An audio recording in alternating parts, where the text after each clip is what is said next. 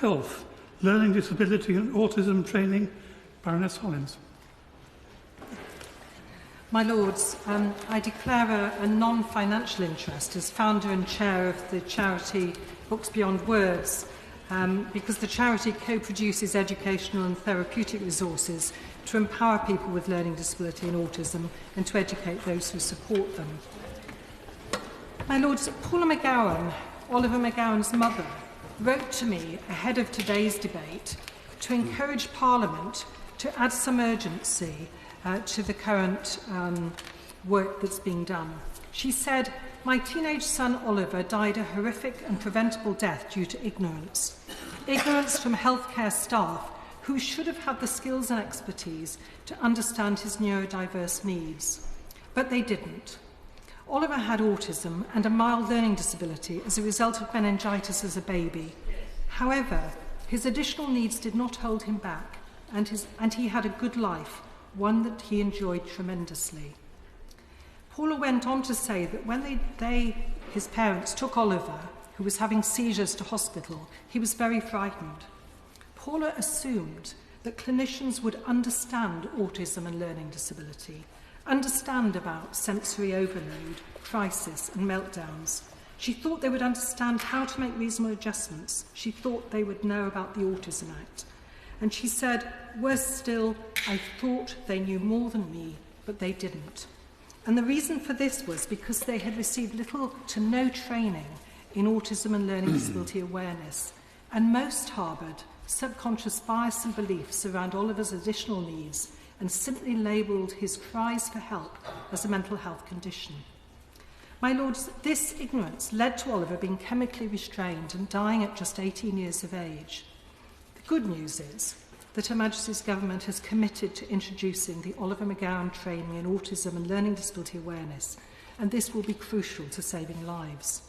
And in my experience, unless this is mandatory and co-delivered by experts by experience, it will not have the desired effect, and I hope the Minister will agree with me. It's right and fair that all NHS and social care staff will have the skills to treat and support patients like Oliver. My Lords, 2% of the population have learning disabilities and 1% have autism. They are separate and distinct conditions, but they can and often coexist. And people with these labels belong in all racial, ethnic, socio-economic and gender groups, and they're much misunderstood everywhere. I welcome this government's commitment to improve their health and care by including learning disability and autism as priorities in the long-term plan, and the promise of £1.4 million to develop and test some new training packages and to make training mandatory is wonderful. It's an issue I've been passionate about since 1981, when I first became a senior lecturer in learning disability, shockingly, nearly 40 years ago. That's when I started teaching medical students at St George's in Tooting and involving people with learning disabilities in regular small group workshops, initially with the Strathcona Theatre Company. Then in 1992, after a Winston Churchill travelling fellowship in the USA, I came back and persuaded St George's to employ 2 people with learning disability as co-trainers to co-deliver our teaching for both undergraduate and postgraduate doctors. Our focus was not primarily to provide information, but to develop their communication skills and their empathy so that they would be positive and confident in their future encounters with patients with learning disabilities and autistic people. And we trained and engaged actors with learning disabilities as standardised patients for the final clinical examinations, which essentially meant that our course became mandatory. In its response to the government's consultation last year, Learning Disability England identified 4 key areas for training, and I agree with all of them, and particularly meaningfully involving people with learning disability and autism. There are a number of third sector organisations that have already taken the initiative to do this and to offer training to health and social care professionals and to health and social care students in universities and colleges, including MenCap's Treat Me Well, Dimensions and Beyond Words' My GP and Me programme, to numerous initiatives by disability arts groups, including Freewheelers Act 2, the Blue Apple Theatre Company, and many more.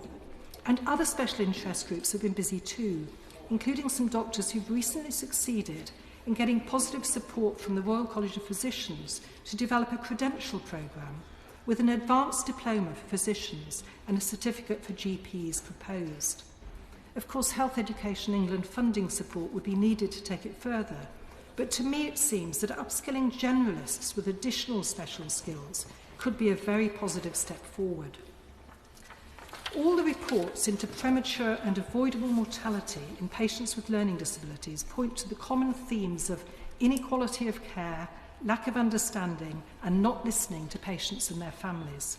But there's another worry too, known as diagnostic overshadowing, and it seems to happen even in the most specialist services. The label of learning disability or autism seems to stop clinicians looking beyond the label. Everything is attributed to the label. This is ill-informed. My lords, we owe it to Oliver and all other patients who have received inadequate care due to ignorance to do better. We owe it to our staff to ensure they have the correct skills and expertise, to empower them to give the best care possible. And it's vital that high-quality training, delivered and designed in partnership with people and families, is made mandatory. This needs to include both those who expect to have regular contact. That includes everyone working in primary care, in A&E, in the emergency services, everyone working in specialist community learning disability services, and it needs to include staff who can expect less regular contact. It also needs to include those working in specialist, acute and mental health services, the people who should have the highest level of expertise. I just have a little story. My son, who has a learning disability and autism, was involved in some training with his local GP practice. It has changed everything, but it was the face-to-face contact of himself and another expert by experience talking to everybody in the practice, all of whom needed to have the same skill. The receptionists, the nurses, the GPs, everybody. They all needed to know, and they all needed to have face-to-face training. That's what made the difference. His experience is now so different. But it must have a high profile if it has any chance of achieving the culture change in our health and care services. I've just been hosting a reception for Challenging Behaviour Foundation in the House of Lords. And one of the speakers said, giving a story about what had happened to her daughter, whose care had been so poor, she said, it's as if her daughter hadn't been seen as being human. And that somehow we have to change the culture so that everybody sees people as being human. So it's the discrimination which has been evidenced many times. MenCap's Death by Indifference report, Sir Jonathan Michael's Healthcare for All report, the Leader reports, all of them. So often it seems to be family members who take the initiative. Miss Ginny Bobrick, consultant vascular surgeon in Medway and mother of autistic twins with severe learning disabilities, told me what she's doing in her trust. Just as the NHS Rainbow Badge campaign has been successful in raising awareness and understanding for the benefit of LGBT patients, her Not Less campaign seeks to do the same for their patients with autism and learning disabilities. Miss Bobrick said, the message of the campaign is simple: to care, to understand and to listen. She plans to distribute badges and information packs about autism and learning disability with the help of the Trust comms team to dispel commonly held myths and misunderstandings about autism and learning disability. And the Royal College of Surgeons of England has given provisional support to her scheme, pending a final review. She hopes that it will work alongside the proposed mandatory training. The Association of Anaesthetists sent an excellent briefing for the debate, strongly endorsing better training to achieve a safer, higher quality service. And they made the point that delivering anaesthesia to patients with learning disability and autism may have particular challenges. They may have epilepsy, be obese, have serious mental health issues. They're more likely to have congenital and chronic problems, including craniofacial anomalies and airway issues. And they're Physical and psychosocial challenges and heightened anxiety may affect their ability to cope and cooperate, potentially putting themselves and others at risk. And the Royal College of Psychiatrists, for which I'm a past president, also supports mandatory training. Their briefing, for which I'm very grateful, raises important questions, and I've picked out a couple. Does Her Majesty's Government agree that although e-learning can have value within a broader package of training, it's not sufficient on its own? What steps is Her Majesty's Government taking to involve local societies, learning disability and autism groups, carers and providers in the development and delivery of the programme? And to meaningfully consider the specific barriers to employing people directly in programme planning and delivery. I will end my opening comments by saying that the real purpose of today's debate is to ask the Noble Lady, the Minister, to give Noble Lords an update on progress being made to develop the Oliver McGowan training in autism and learning disability awareness. And it would also be nice to know when the White Paper on the Mental Health Act can be expected. I'm looking forward very much to the contributions of other Noble Lords, and I'm grateful to their participation.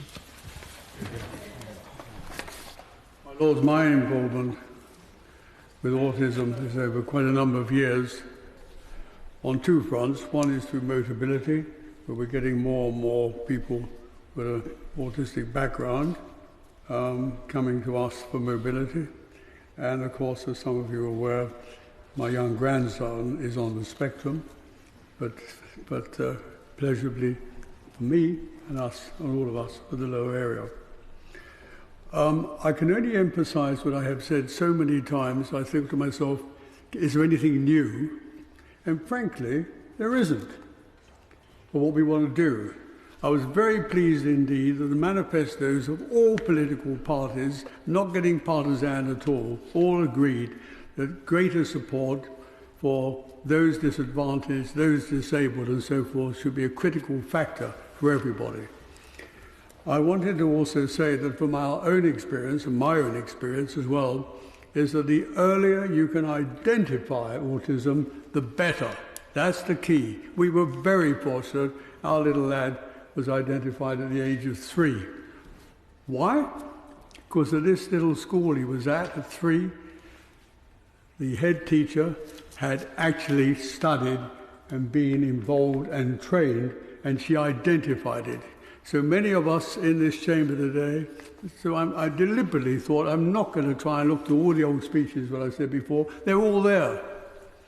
What I wanted to say specifically is, with a lady many of you know, Professor Vivian Hills, we've discussed many times that sadly, until you have many more educational psychologists who are in the position to make it quite clear and it to be agreed that somebody is on the spectrum, it takes too long a time to be able to do it.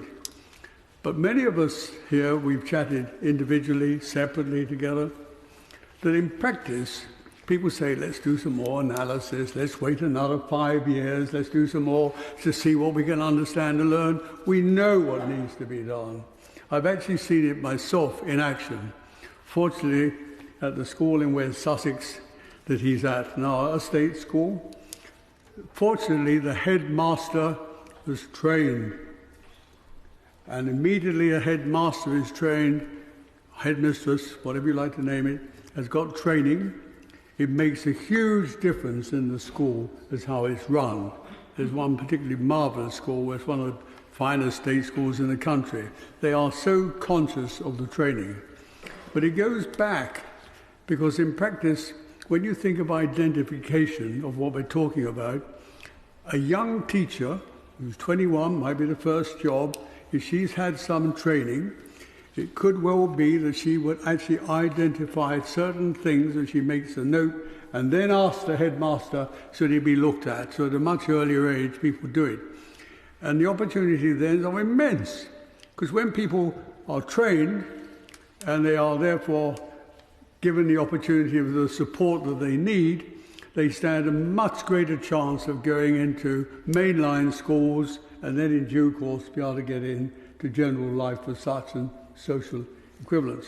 But having said that, I'm afraid that it's not just people say we've got to make somehow or other people who are autistic must be made normal like the rest of us. It's us who have to change. When I saw the autism figures, in actual fact, as you grow older, only 16% of those on the spectrum have been able to have jobs. And that is the problem of the employees. I've seen it myself because I'm in business, as you possibly know. And in practice, it's people there are nervous as to how they may or may not handle somebody who they're told is autistic. We're the ones who've got to change, not everybody else. But when it comes to the training, I'm afraid I feel quite strongly about it, that on the whole, the public at large and other people, I remember the time when my daughter, when my little boy had a meltdown in a major, in a major store. And it was terrible. He got a little girl as well, so he ran off and tried to stop him. And then he got to the floor. People surrounding it eventually. She's quite strong. She was so embarrassed that she picked him up to get him out because he thought he ran away. What about the other little one? Did anybody come to support her at all? In fact, the following day, she had 2 policemen at her door saying that we understand that you've abused your child. And so she went on to the list. It is a shocking outcome of how people have. Did they volunteer to help? No. And I think it's not just the education, if I may suggest, of teachers, which I think should become mandatory. I think every headmaster cannot be a headmaster or headmistress unless it's mandatory, and I think it should become mandatory. But we should find ways of means of educating the public as well. So if you see something, you do go and help. You understand it's being registered that this person needs some support and help. I'll look after the little girl while you look after him, etc., etc. So what I really wanted to finish by saying is that in practice, and as we know, anxiety is a key factor, mental health and all these areas which the Baroness, and I must say I should have started by thanking you so much for introducing this today, because I have very strong feelings on it. But I think people are starting to understand. But I think it should become law that every headmaster, headmistress in the country, and in every teaching role whatsoever in various forms, should have compulsory education, so they've got the opportunity of just picking up 1 or 2 points which can give the kid a chance to starting early on.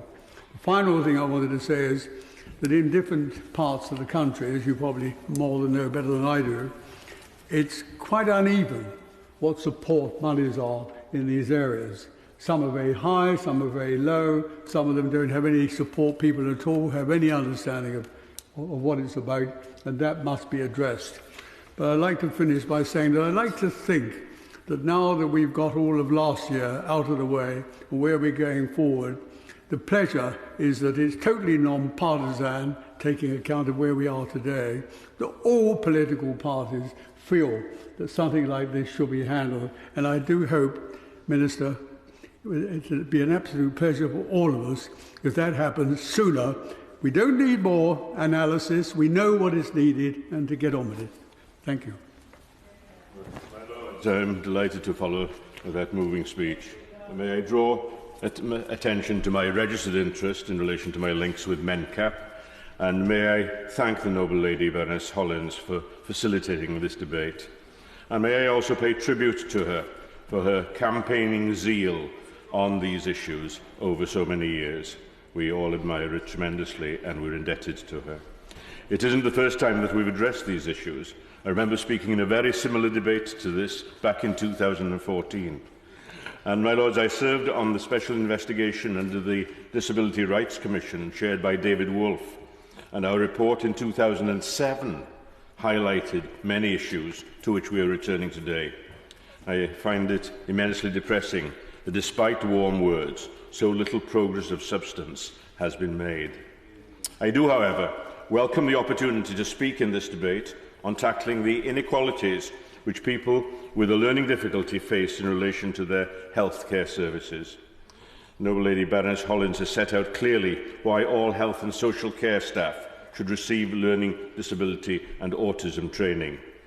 And I too would like to pay tribute to the campaigning of Paula McGowan, without whose efforts we would not be here today debating these matters. My Lords, for far too long, people with a learning disability have faced inadequate healthcare and social care advice and services because of the inability of those providing the services to do so in a manner which enables the person with a learning disability to access them fully. We have heard in this House of scandal after scandal involving people with a learning disability dying avoidable deaths, often in tragic circumstances. MENCAP has campaigned on this issue for many years, and I would highlight their Death by Indifference report. Through 6 case studies, that report revealed the reality that people with a learning disability face when receiving care in the NHS. Now, while this report led to the confidential inquiry and subsequently to learning disability mortality review, things have still not moved on quickly enough. The first annual report from that review revealed that women with a learning disability are dying 29 years sooner than women in the general population, and men 23 years earlier. We can all imagine how we would feel if we were told that we might expect to live much shorter lives for reasons that could quite easily be counteracted. And one can but imagine the sense of fear and anxiousness arising from seeing shocking cases on the news, that each time you go into a hospital, think that might be the last time you do so. That's why, since 2018, MENCAP has been running its Treat Me Well campaign to transform how the NHS treats people with a learning disability and brings about equal access to healthcare. However, equality in healthcare does not necessarily mean treating 2 people the same way. It's about everyone receiving the right healthcare in relation to their needs. The NHS and social care staff are overwhelmingly dedicated to their profession and seek to provide the best possible care for every person. But they need the appropriate skills to achieve this. And we mustn't assume that all such staff have direct personal experience of engaging with people with a learning disability, or necessarily positive attitudes when doing so. The Treat Me Well campaign revolves around local groups working with their NHS trusts and healthcare professionals in a positive manner, rather than simply criticising poor practice. But it's our duty to ensure that all staff, existing and new, are equipped with the essential skills and tools which enable them to provide the best possible care, regardless of a person's disability. That's why mandatory learning disability and autism training must be part of the curriculum. This debate is primarily about England, but health inequalities are not bound by borders, so it might be helpful to share the progress being made in Wales, where almost all the relevant responsibilities are devolved to the National Assembly. There may be much that we can learn from each other. Actions to reduce health inequalities have been in place in Wales since 2014, when the Welsh Government introduced the Learning Disability Care Pathway. This was a direct response to the tragic death of Paul Ridd in Morriston Hospital, Swansea, in 2009. Paul's family have worked tirelessly in partnership with MENCAP Cymru to improve awareness of the needs patients have with a learning disability. I pay tribute to Jane Nichols and Jonathan Ridd, Paul's sister and brother, for the commitment over the last decade to improving health outcomes for people with a learning disability in Wales. In November, the Welsh Government announced plans to introduce mandatory learning disability awareness training for all NHS staff. This will, appropriately, be named after Paul Ridd. Such training is currently being designed with input from MENCAP Cymru, from the Paul Ridd Foundation and from the University of South Wales. It's expected to be rolled out gradually and systematically, starting very shortly indeed. I warmly welcome this move and congratulate all who helped to bring it about. I hope that NHS England engages with colleagues in Wales to share best practice in both directions and to learn from our respective experience. A key element of the training being provided in Wales is the central role that those with their own lived experience have played in its creation.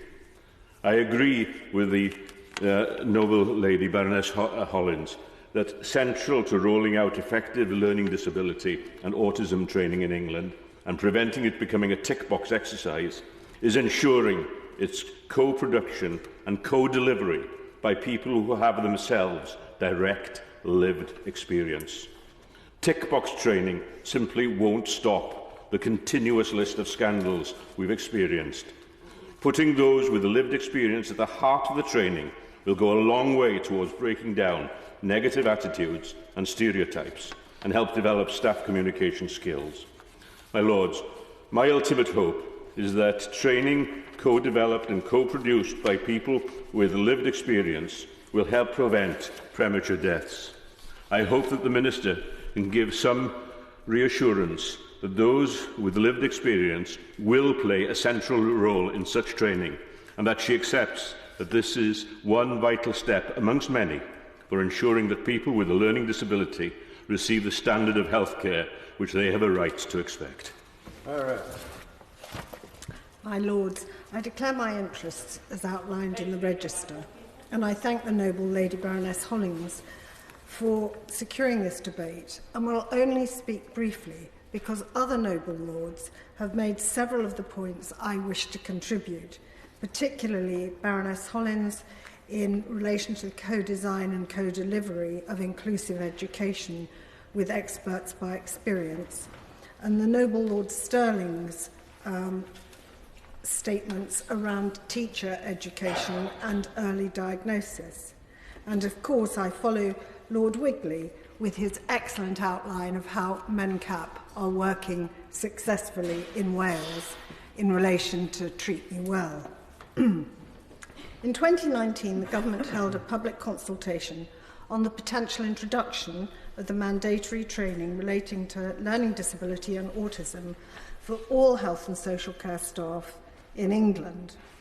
The review was predicated on concerns identified in the Learning Disability Mortality Review Programme and made specific reference, as already outlined, to the circumstances of Oliver McGowan, a teenager with autism who died in 2016 after being given antipsychotic medication when being treated for a seizure. In response to the consultation, the government made a commitment to pursue the introduction of mandatory training in this area, with trials beginning in April this year and due to report in March 2021. This is extremely welcome, and the results of the trials will inform the content and nature of the delivery in future. However, I particularly ask the noble lady, the Minister, will sufficient resources be made available to ensure that the training, even at Tier 1, will not rely on computer-assisted learning alone? Without interaction with families and other people with lived experience of supporting people with learning disability and autism, success will not be achieved. In Tier 2, for example, it is essential that staff are trained in the accessible information standard so that they can explain to people seeking help in care what is actually going on. In terms of Tier 3, education for staff directly providing care and supporting people with learning disability nurses are key. Noble Lords will be aware of the ongoing shortages of learning disability nurses and the challenges of recruiting them, particularly as students of nursing. The Council of Deans of Health welcome the new student support arrangements, as I do, particularly the additional student maintenance grant for learning disability and mental health nursing students. We believe that this will assist in recruitment.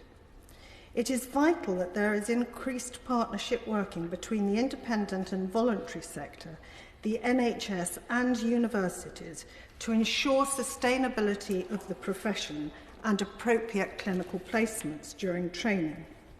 Let's be clear, CPD and the NHS will not solve these issues alone. Can the government clarify that the new maintenance support arrangements will be fully funded for the nurses in question in training for at least all new intakes during this Parliament? The development of a postgraduate certificate programme in learning disabilities and autism, with co-creation from patients and families involved in a meaningful way, may be a gateway to encouraging more health and social care staff into entering learning disability care and to retain those staff with clear pathways for career development. If the government is to achieve its mandate of further reducing inpatient provision by at the very latest 2023-24, it is absolutely essential that significant investment in staff development and recruitment of new staff is undertaken. Not everyone who works in a hospital environment is well suited to more community-orientated provision, as we found both when we closed mental health hospitals in the 80s and where we closed other learning disabilities facilities. I warmly support the government's plans, but seek assurance from the noble lady the Minister that adequate investment in health and social care education for competence to work with people with learning and disability and autism is made to enhance services to this vulnerable group, not only to save lives, but to improve the experience of people with learning disability and autism who access and rely on the NHS and social care services. For once, I'm going to steal a line from an independent insurer, Bupa.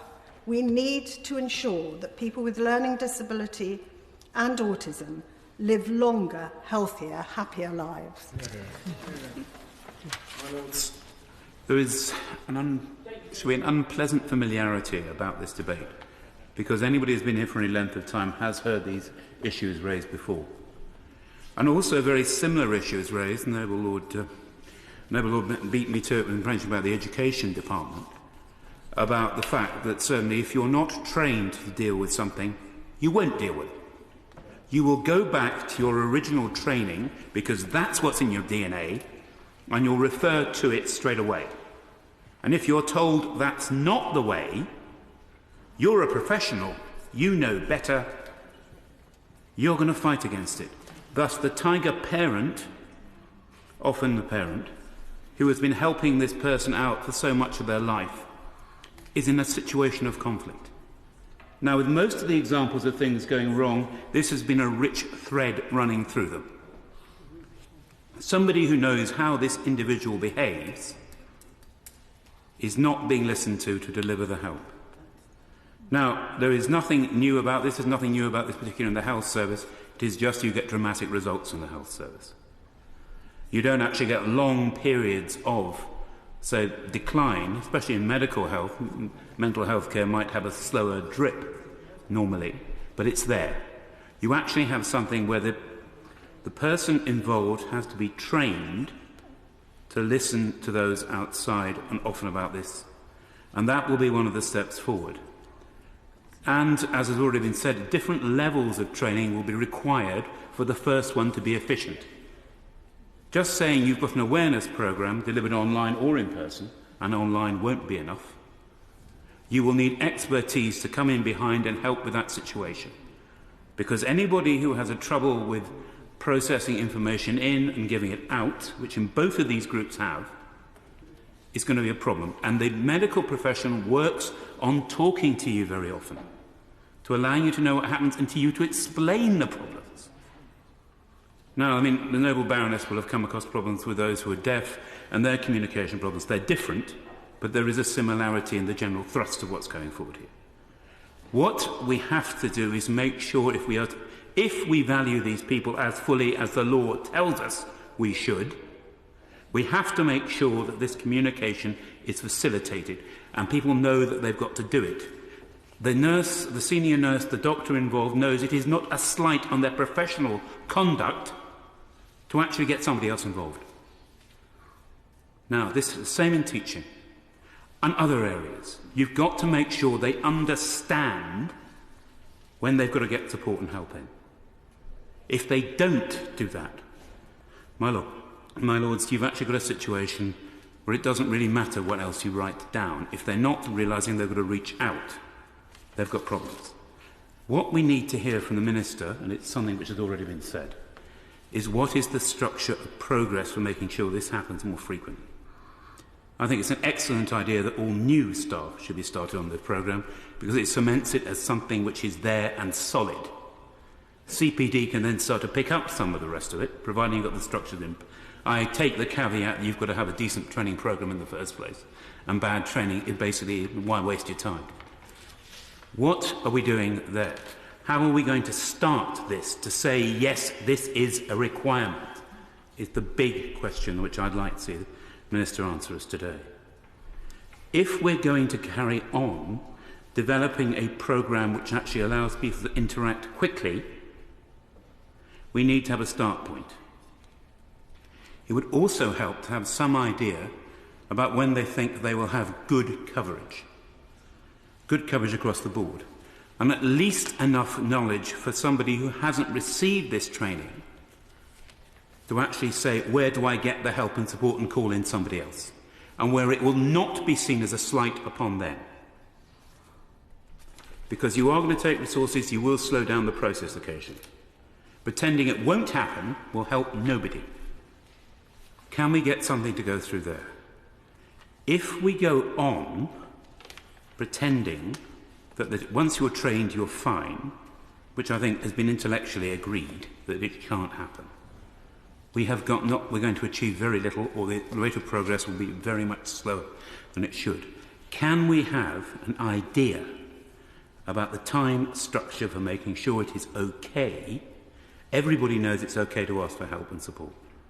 And that if something is identified, there are processes of which you've got to go through and access.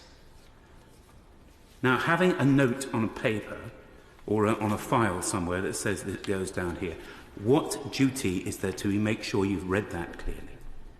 Making sure that you actually have understood it. Now, this is a very odd thing because the Minister will say, of course you're supposed to understand it. But what training is there to even say, by the way, do it and ask for help? These are all things which are going to come together.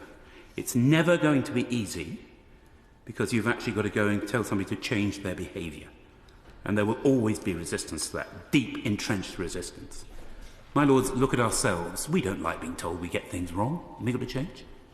Well, there may be one or two people here who do, but I know certainly I don't. But we have to do it occasionally and going through. This problem is further exemplified in this field insofar as it was once said to me that once you know about an autistic person, you know about one autistic person. There is a huge number of patterns and variations in that field. The people who hate to be touched, the people who are huggers.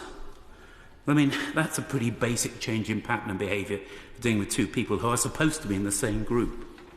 So can we please get some idea of the progress structure?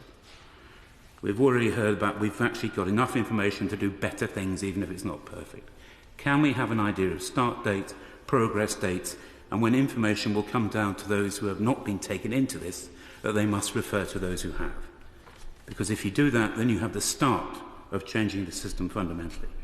If we don't have that, my Lords, we're just going to have pockets of good practice and a slightly slower rate of the horror stories that came through here. My Lords, and surely that isn't something we want to aspire to. My Lords, first can I declare an interest as a lay member of a CCG, and therefore actually involved in the monitoring of LIDAR and other issues related to this debate. It's a pleasure and an honour to participate in the debate initiated by the noble Lady Baroness Hollins, who has probably done more than anyone I know to shift opinion and public policy in this area, and I pay tribute to that. And I think the noble lady, if she doesn't mind me saying, is a great example of how expertise and persistence are such an effective combination in your Lordship's house. And I think this debate should be seen as yet another step on that journey, and it's a very welcome debate. All the expert contributions tonight are important, but the theme of them all, of course, my Lords, is how to combat ignorance and how to ensure that there is expertise about this and learning about this from top to bottom of the NHS and our social care system. So, like the Noble Lady, I welcome the government's commitment and specific inclusion of learning disability and autism as one of the clinical priorities in the long-term plan. And also, like the Noble Lady, I'd like to echo the questions about the introduction of mandatory training. And I'm very grateful for the briefing that we've received about this, and I particularly appreciated the Royal College of Psychiatrists brief, which pointed out something, of course, that we all know, and that's the existence of significant comorbidities and health inequalities for people with learning disability and autism. And that alone demonstrates the need for better training across all of health and social care, including psychiatry, to improve patient outcomes and patient experience. And I'm pleased to learn that the Royal College of Psychiatry will soon be publishing its own report on the psychiatric management of autism and Asperger's syndrome in adults, which includes specific recommendations for autism learning objectives within all the subspecialities of psychiatry. I think that's expertise, that's a sort of expert's words for what the Noble Lord Addington was saying. So if you've met one person with autism, what you've met is one person with autism. I think that's what that is what is being said here. We know that last year the government launched a consultation on the proposals for introducing mandatory learning disability and autism training for health and social care staff, and indeed received, I think, a significant number of responses, including, indeed, of course, one from lots of the organisations that have briefed us all prior to the debate here. But the challenge, of course, my lords, as other noble lords have said, is very significant indeed. There are 1 million NHS staff and nearly 1.5 million adult social care staff in England. And indeed, of course, as we've learned, we have also to consider the staff who work in Wales as well. So I suppose my first question really is about the progress of developing and testing the Learning Disability and Autism Training Pack, as well as developing guidance to employers to support them in assessing what level of training staff require. And when are we likely to see that? I think that the Noble Lady Baroness Hollins posed many of the questions that I thought were relevant here. But the first one that I would like to ask about is that whether or not consolidating autism training and learning disability training together runs the risk of not appropriately reflecting those differences. I'm sure the Noble Lady will have an answer to that question. And also, I think I'd echo what's already been said, is that e-learning, I don't believe, would be sufficient for training and learning in this area. I think I having been involved as a lay member of a CCG, one even at that very low level is required to undertake a lot of e-learning.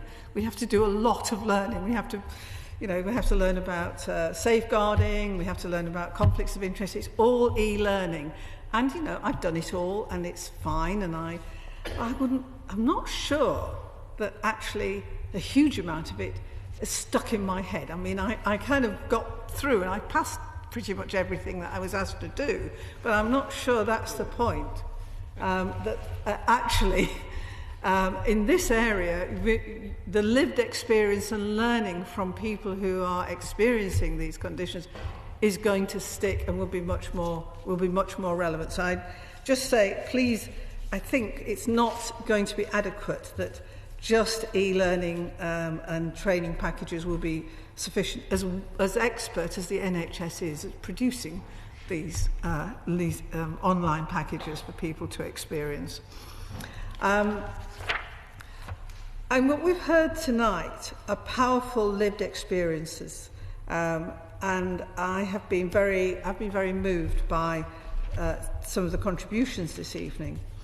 I also was very struck by the briefing from MenCap, and I know that the House doesn't need to be reminded about life expectancy, But I was very struck by Dan Scorer from MenCap when he said that it makes very grim reading, and by his article in The Guardian last November about the scandalous detention of learning disabled people. In other words, there are some very serious issues here, and I would just like to echo what the Noble Lord Sterling said. We really don't need any more reviews. We actually, what we really need is some action and investment. Well, my Lords, I would like to thank all Noble Lords who have taken part in this short debate, and particularly to thank the Noble Baroness Hollins for her question and to allow us to have this very important and moving debate this evening. I do want to thank her for her dedication to this issue. She said that she's been working on it now for more than 4 decades, and she has certainly gained the unremitting respect of this House for her work on the issue. But I would particularly like to thank her for the vital work that she is doing as independent chairperson for the care and treatment review of people with a learning disability and autistic people in long-term segregation. That work could not be more important, and her contribution in that respect is invaluable. Now, Noble Lords will know, and they have demonstrated that the care and treatment of people with learning disabilities and autistic people has come under intense scrutiny in recent months, with widespread concerns about how we care for and support some of the most vulnerable in society, and rightly so. And tonight's debate has been part of that. Everybody should receive the same high quality care whether or not they have a learning disability or are autistic. But despite this, as has been said this evening, there remain serious disparities in the quality of care and support that they receive. And as has been also said, evidence shows that they can experience poorer health and die sooner than the population as a whole. And we must change that. As the Noble Baroness Hollins rightly said, these disparities can arise as the result of health and social professionals lacking the training or experience to deliver, or sometimes just the confidence, to deliver effective and compassionate care.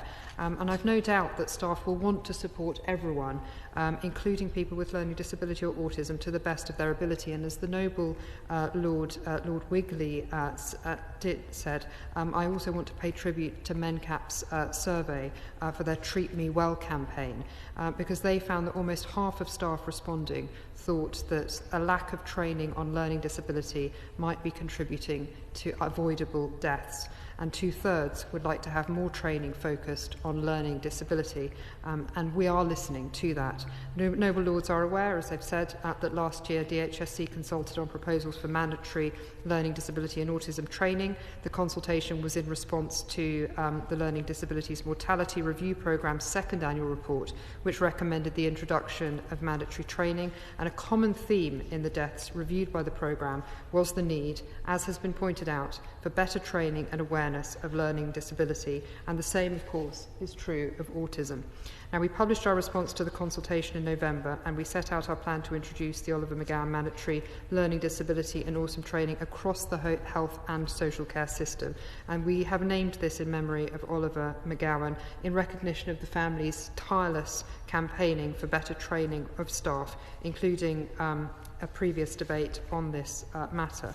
And we want all health and care professionals, before starting their career or through continuing professional development, a point made by the Noble Lord Addington, to undertake learning disability and autism training covering a common core of elements, so we can be confident that there is consistency across education and training curricula. We're working with professional bodies and the devolved administrations to align syllabuses and training requirements with learning disability and autism capability frameworks at the earliest opportunity. We have committed £1.4 million to develop and test during 2021 the package of learning disability and autism training in a range of health and social settings to help us to better understand the implications of mandatory training and the associated costs before wider rollout in 2021. But I am able to reassure the House that this will involve people with lived experience at every stage throughout its design and delivery, and I know that this is critical to its success. We are also clear that to realise and to fully realise the benefits of this training, it must be mandatory.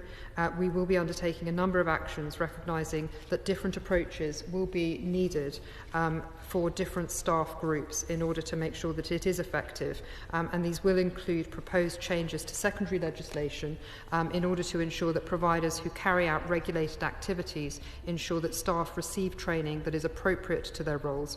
We will also be exploring options for those working in non-regulated activities.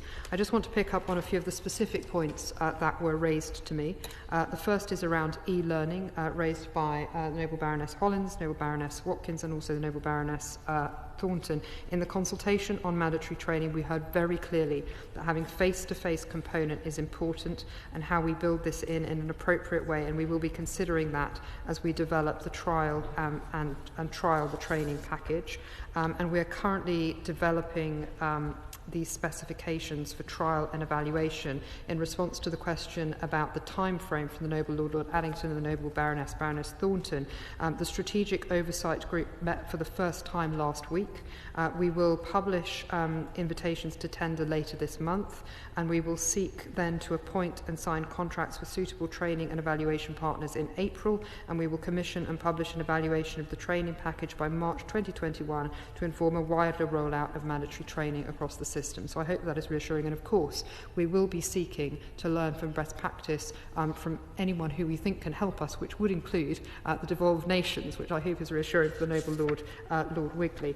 I just want to pick up on the question raised with me by the Noble Baroness Watkins regarding workforce, which of course will be critical to making sure that this is effective. In addition to our new maintenance grant funding for eligible pre-registration nursing, midwifery and allied health students, we announced additional payments of £1,000 for new students who study in challenge specialisms, which would include learning disability specialisms, which I think answers the question that she did raise with me. I just wanted to go on to the question raised regarding the review of the Mental Health Act, raised by the Noble Baroness Hollins. Obviously, this was completed in December 2018, and its findings were clear that we need to modernise the Mental Health Act in order to ensure that patients are not detained longer than absolutely necessary. We've said that we will bring forward a white paper in the coming months, and our intention is to pave the way for a reform of the Act and tackle the issues that were raised in that review to ensure that people who are subject to the Act are treated with dignity and respect. And the intention is to ensure that we provide more patient choice and autonomy and enable patients to set out their preferences around care and treatment in advance, and also to improve the process of detention, care and treatment. I hope that is reassuring, but also the reason for doing it in this process of white paper process is because of some of the complexities around the legislation, and to ensure that there is appropriate pre-legislative scrutiny. And finally, before closing, I just would like to go on to the questions raised by my noble friend, Lord Thank you very much. I would just like to clarify my question about the funding for the maintenance support was not about whether it applies to the learning disability group, but whether it will apply for all 5 years of intakes of this Parliament.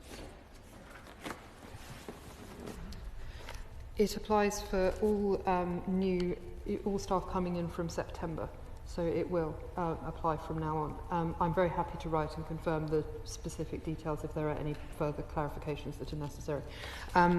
But I just wanted to reply to the very moving speech and lived experience that was raised by my noble friend Lord Sterling.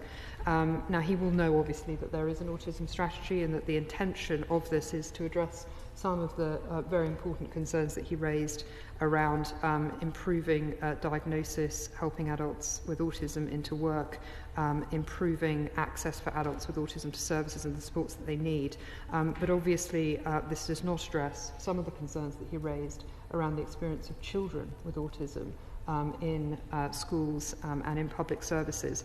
And that is why DHSE recently refreshed the governance arrangements around the autism strategy in order to improve its performance and to address explicitly the causes behind the gap in life expectancy that autistic people face and make progress towards reducing it, but also in order to take forward a new autism strategy which will be published in the spring, and to extend the scope of the strategy to children and to deliver on one of the key commitments which is in the long-term plan, which is to test and implement the most effective ways of reducing waiting times for diagnosis, for autism diagnosis for children and young people.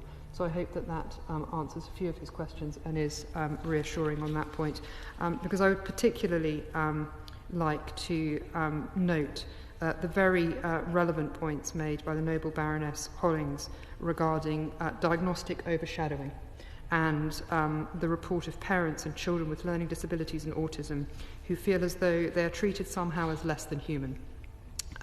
As the Noble Baroness and also Noble Lord Addington said, this must and will change, and mandatory training and many of the issues that we have debated this evening will play a key role in bringing about that culture change, but it will only happen through the collective commitment and work not only of each and every member of staff who commits to the training and takes it on, who looks for help when they don't understand how to do it, but also when we realise that we must indeed have a culture change, not just within our health service, not just within our public services, but also within our culture as a whole. Because I think, as this debate has shown, we all can and must do better in this area.